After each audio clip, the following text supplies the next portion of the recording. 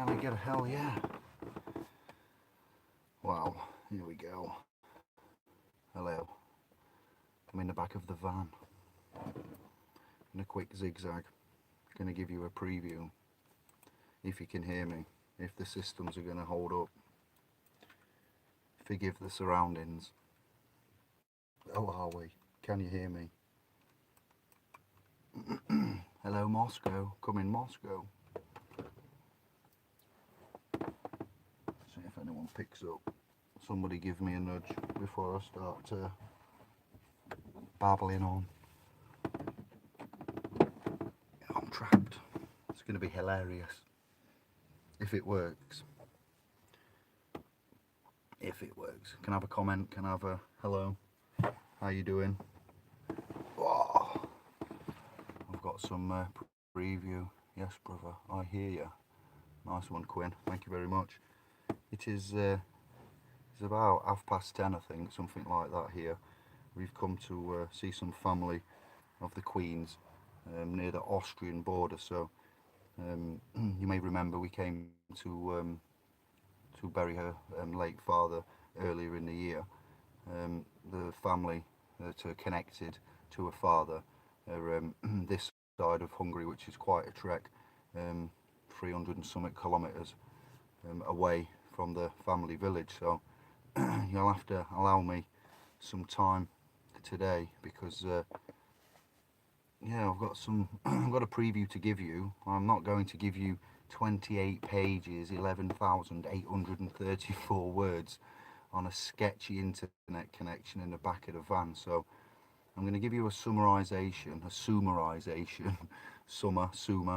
summarization of what this Caesar's Messiah is about and where we are at. So what I'd like to bring to you first is I'd like to ask any of the scribes that are here now. Um, what was I wanting to ask you? CE, you have BC and you have AD, and we have CE to replace AD, and I'm going to mention CE in these 28 pages. What? Let's get some lights back on. Are we all right? Ah, we're all right. Look at that moonlight. Ah, Davy, by a moonlight shadow. If only it was moonlight. I'm sorry, it's all fake. What are we on about? CE. All right. Can you tell me what you may think Charlie.Echo after the date stands for? This isn't a test. You know, if you get it wrong, it doesn't matter. I'd just like to put that thought in your head. Would it surprise many of you to find out it is common era? There we go. It nearly escaped me then. That would have been silly. Yes. So, like I say, I've been here with the family. I've been in the text, the context, and the subtext of this document in and out for the last 24 hours whilst ferrying around and travelling here, seeing the family, being looked after, looking like a tourist, and having some good time. So I've managed to finish this off. They've all fallen asleep. Time is a bit weird on this Sunday, the 25th of August, as it happens. CE, the Common Era. What? Screensaver. Common Era. So did you know that? Yeah, I've had a right time with this document. it's it's got lost. It's changed itself. It's ended up in places where I didn't put it. I've emailed it to myself on different accounts, and it's disappeared on all accounts. This document, you know, I'm tempted to go through it now, but we won't. We won't because it's the wrong time. There's a time and a place, and as I know and you know, patience is a virtue. Um, so yeah, I've got these 28 pages, and they are to compare the current. If you look at Caesar's Messiah and you do a scan, or you go on the .com and you have a look at the resource library, you will find Joseph Atwill's. Joseph, well, that's his first name, Atwill. And we're going to give respect to him because it's because of his due diligence and looking at the text, the context, and the subtext And you know, we're going to cover this, and then we're going to shut the door as far as I'm concerned, and then we're going to move on to the Hermetic comparisons. And you're going to require initially, when we come back, this is what the preview's for, you're going to need to try and locate an Old Testament, a copy of anywhere, a New Testament, the original Greek Testament, a Bible dictionary, an Anglo-Saxon dictionary, and a Black's Law 1, 4 and 8 for basic references. And then we've got to remember the Hebrew Gospel, the Torah, the Talmud, and then the Dead Sea Scrolls will also be required for this text, context and subtext analysis of the Bible, the bibliothek.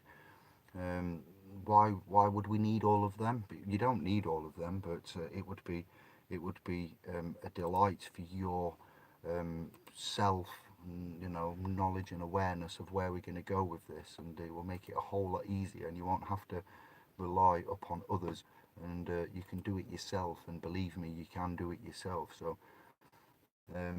see, for 90% of you after this last documentation, and you're then going to require the little known that we're spreading the word of Kybalion, that are by the 3 initiates.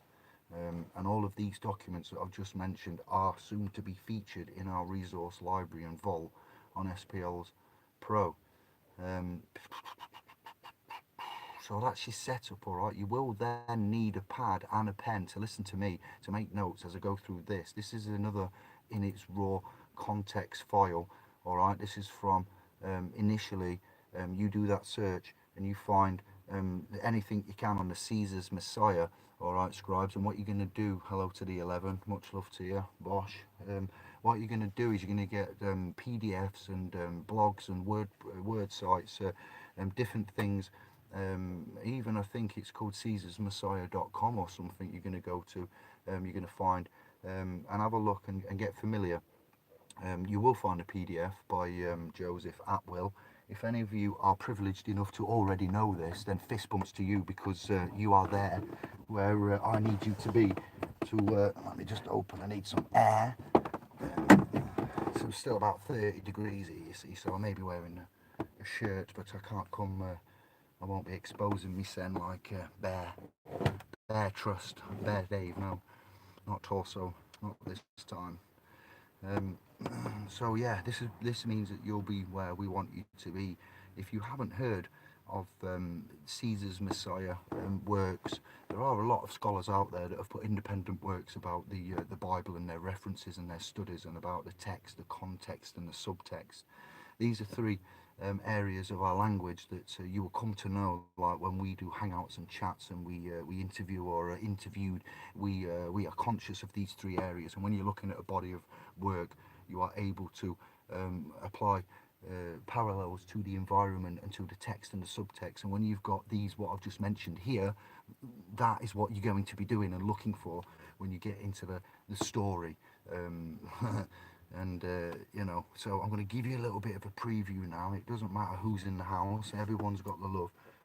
We know where we are. I'm in the back of the van, you're behind the screen, and things are going rather well, if I do say so.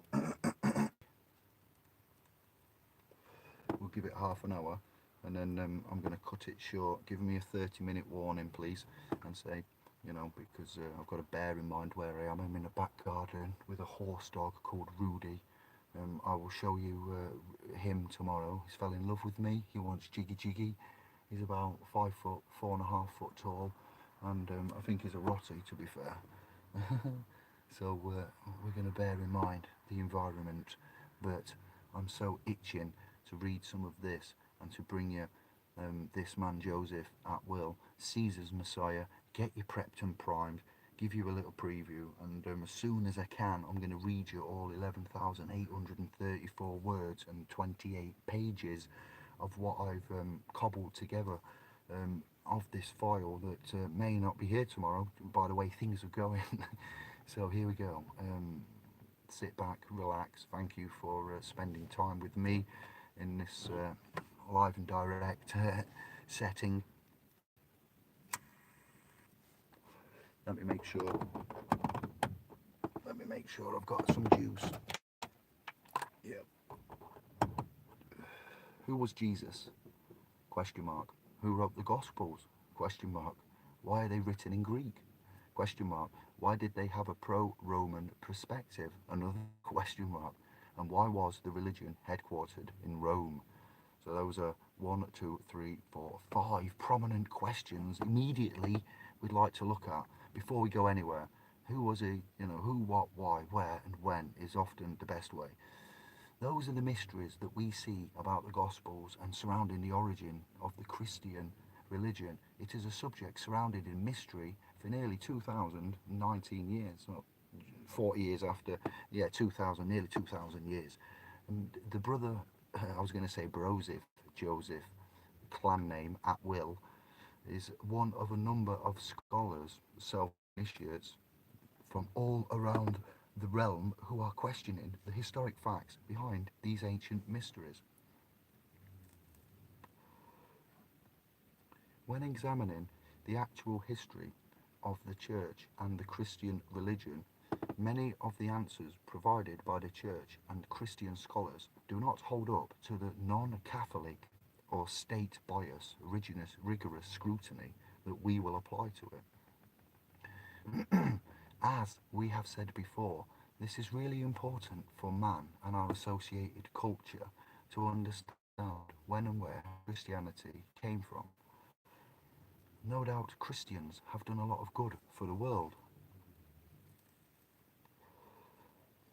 But then there are other Christians, often the most dogmatic, who create more wars, hatred, and other harm under the disguise of said Christian religion. For instance, Winston Churchill was a Christian. He had a bibliothèque, and he still waged war whilst he was drunk as a skunk. Being drunk at work whilst spearheading a war. Look into it. Winston Churchill and his dance with the devil's slipper whilst taking Britain into war. I know. So, drunk as a skunk, disgusting and not accountable for his actions whilst drunk. Well, he is, but obviously, when you're waging a war and you're drunk, let's see about your conscience there. Bush also went to war in Iraq, and he said God told him to free the victims of the oppressive force. But whenever family would God ever say, do you know what, you better go to war, you better go and wipe them out, you better go and drop them bombs? Jokes, big jokes there. All of the presidents and the prime ministers and everybody that's had a holy war is bullshit, alright? And God telling you to have a effing war, that's just bullshit as well. Well, I'll tell you, the numbers speak to me. I've never heard any voices in my head. I've never had a direct message. I've no claim to have had a chat with God. Indirect, random connections and weirdnesses from the universe is what we get, synchronicities in a way. So Christians waging holy wars are in government. Fact, okay? Yes, they are. They've got a lot of power. So we carry on. I don't want to offend any Christians. I'm not here to offend you. This is a resulting release of work. You to take it away when it's fully done and published and presented to you. I need to have a think about it, and then we're to have a chat. There's no immediate response required or any input, but there will be after you've had your ingestion period, much like you've had with the totalitarian tiptoe and the Christian pagan videos that I've given you. That I'm waiting for the digestion and the filtration before we move forward. This goes with those 2 videos and it finishes it.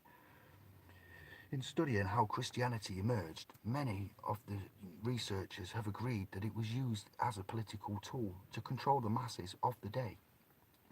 And now the problem we see is that it's still being used today in 2019 in that way. Christianity has been used as a tool by government, so we are finding, that uses the goodness in people against them. It uses the goodness in people against them. Rewind, scratch that, okay? 30,000 derivatives of Christianity. When I say Christianity, okay, we continue on. For example, support the wars in the Middle East has been preached to evangelical Christians, so we can find as a way to speed up the end of days. This is just one example of the way the pro-pagan propaganda, count the syllables in propaganda, and split it up into pro, pagan, da, and count the syllables. It is used to control and manipulate the populace. Actually, according to studies of the ancient text, the second coming of Christ has in fact already happened. We can prove that in this document. The researchers and subsequent Christian scholars and facts and historical content will be delivered to you, so that's coming later. Maybe we then need to expand the possible answers about how Christianity originated. To be fair, let's have it on the table. And deeper questions indeed now need to be asked. Indigos, light workers, rainbows, crystals, everybody who gets segregated. If you like to study and chat, as we have done, then put your seatbelts on. Maybe we need to examine what political motives were behind the formation of the Christian religion. I think it is a requirement of alert, self-governing self-initiates to know who, what and why the Gospels were written, Gospels, why they were written, who produced them, what was the purpose in all of this. This is a good self-initiate's mind thinking. Everybody should start getting involved in this at some point in their life. Today, we live on the brink of an immense conscious and spiritual paradigm shift, one like we haven't seen or have got a record of since from before. The discovery of gravity waves, the Higgs boson particle, modern times are very parallel to the era in which Christianity emerged. Studying this ancient era even, can give man the perspective needed for coming up with solutions for today's problems, for helping create a better world that we all envision. Now, if man makes a problem, I don't know where we get the fact that the clouds and the heavens are going to open and an external saviour force is going to come and render us free from all of this turmoil. And I don't know where we got to suffer and live like this. In other ways, suffer on earth so we can be happy in heaven. That's not the deal either. Alright? The penny has dropped. The penny has dropped for quite a lot of us that Jesus as a human being probably never existed. Okay, it was an event. People aren't registered, events are registered. It was an event.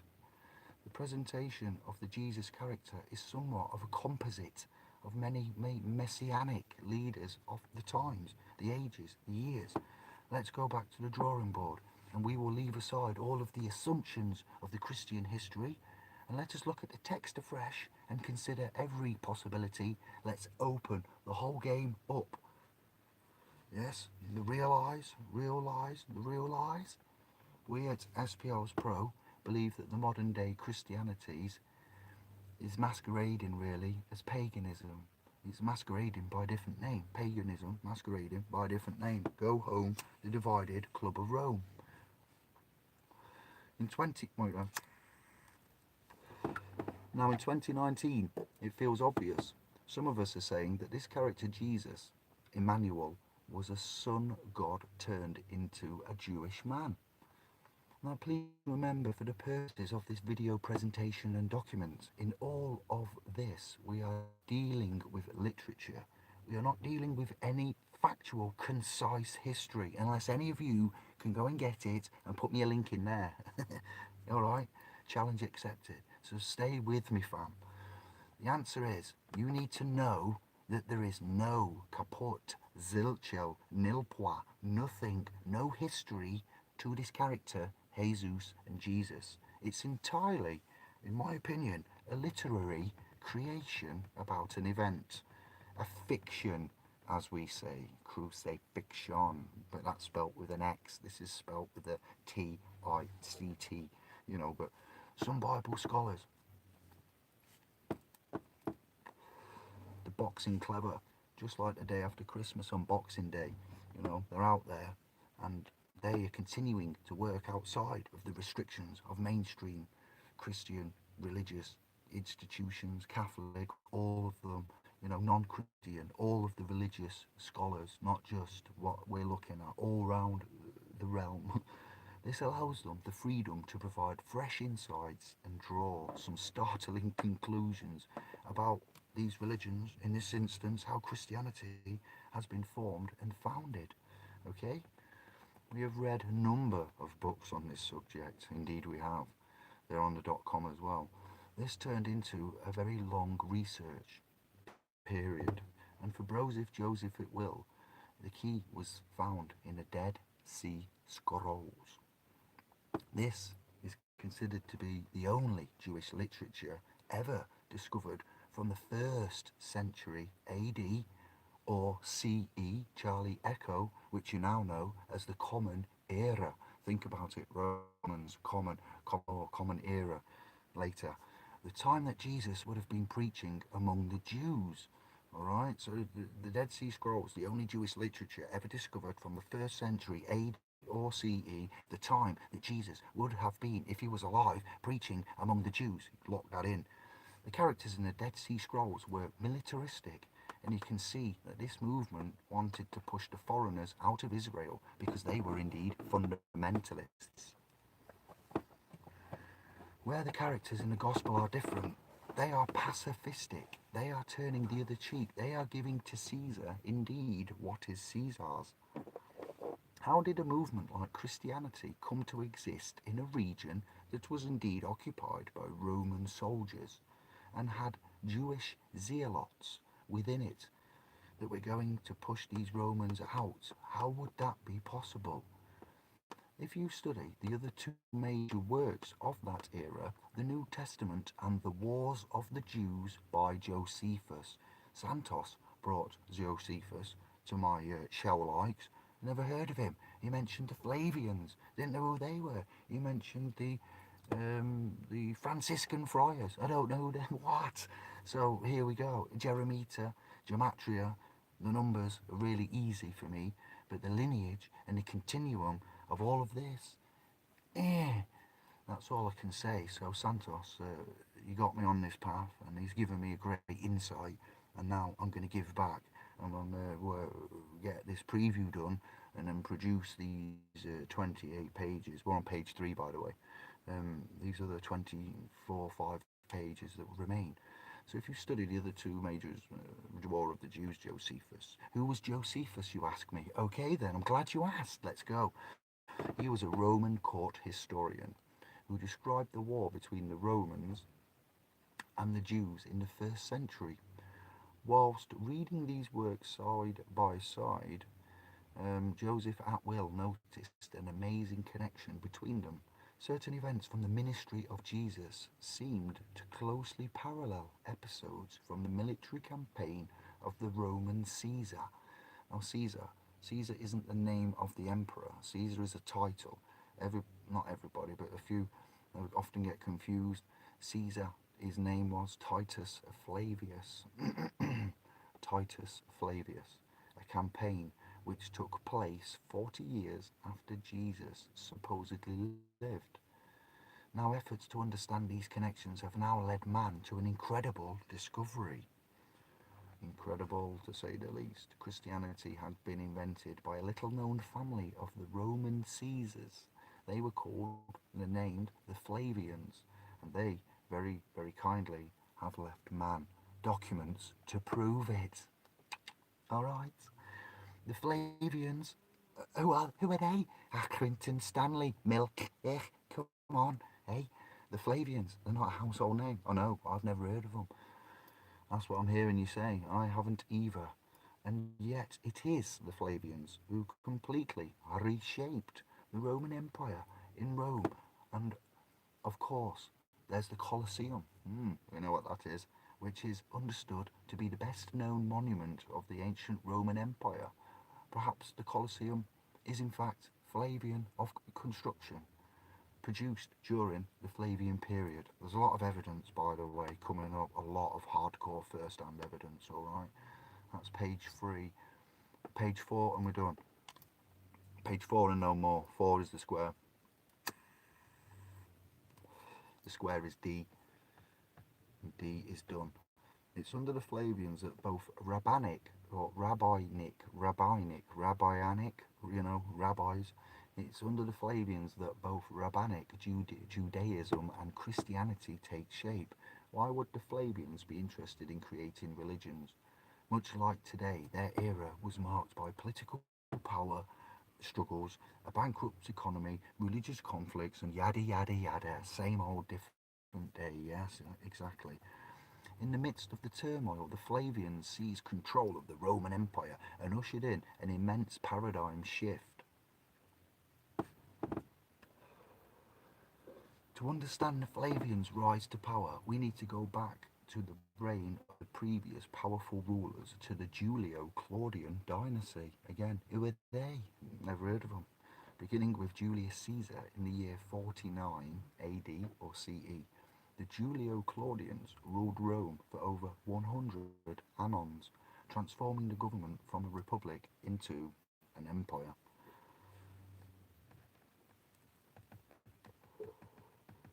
This family contained all the famous Caesars. Caesar is not a title, not a name of a specific man. Julius Caesar, who predated the time of Jesus. Augustus, who was Caesar at the time of Jesus' supposed birth. Tiberius, who ruled during Jesus' supposed death. Followed the infamous Caligula, another Santos name, then Claudius, and ending the Julio-Claudian dynasty with Nero. He was an interesting dude, whose reign begins in 54 CE. The Julio-Claudians enjoyed a godlike status until the family degenerated and began to damage the Roman Empire. By the time of Nero, his famous decadence was bankrupting the empire, and the Jews of Judea were staging a huge rebellion against the Roman rulers. Judea was one of the many conquered provinces that made up the Roman Empire. This region, which is also known as Palestine, it was controlled by a family that served as Rome's tax collector. Oh, I tax collecting back in day. They were known as the Herods. They were a Greco-Arab family, somewhat possibly Judaized, though only Judaized when it was convenient to please the subjects they were given, who were putting power in Palestine and destroyed the previous Jewish ruling family, the Maccabean family, root and store. You get me? Besides being heavily taxed and ruled by a non-Jewish family placed into power by Rome, the Jews were further inflamed by the requirement that a statue of the Caesar be placed in for worship in every temple throughout the empire. Nice one. In the Roman Empire, you could pretty much have any god that you wanted, okay? Any god that you wanted. And but legally, you had to submit to the emperor as a god. As well, you had to at least acknowledge that the Roman leader was also allegedly a divine figure. But the Jews, they wouldn't have any of it. It is fundamental to Jewish belief that you shall make no graven images. Okay? It is one of the commandments given at Mount Sinai by God. The Jews never made representations of God. Page 4 done. That's it. We're done. I'm not going anywhere. Just let me put the light on. Don't pick it up.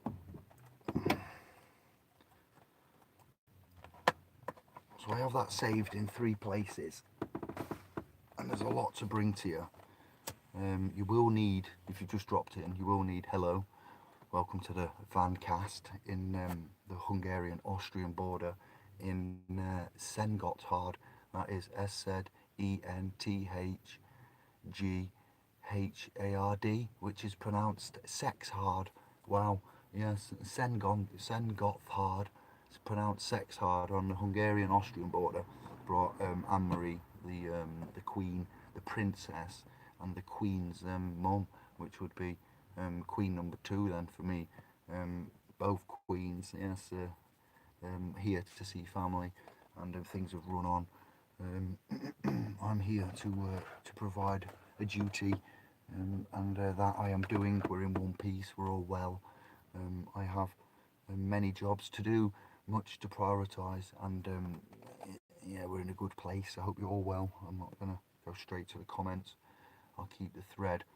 We've bust open the Bible, all right? And this cast tonight, today, I'm very excited. I could absolutely explode with joy. What you're about to be delivered unto you, um, in itself, it's nothing that you haven't already seen the gravitas of. But given the Bible, given the KJV, given the political, financial, and everything status we're in, a new interpretation is going to be a great joy. I'm not saying it's right. I'm not saying we've got the answer, but what I'm going to say is what I'm about to deliver via the works of who I've said in here, and there are more. I will list the scholars at the end of the publication so you can go and look and do your own due diligence, but at least allow me initially to bring. I've got to go, Tube. Much love. It's been fun. See you soon. Get ready. Ciao, bello.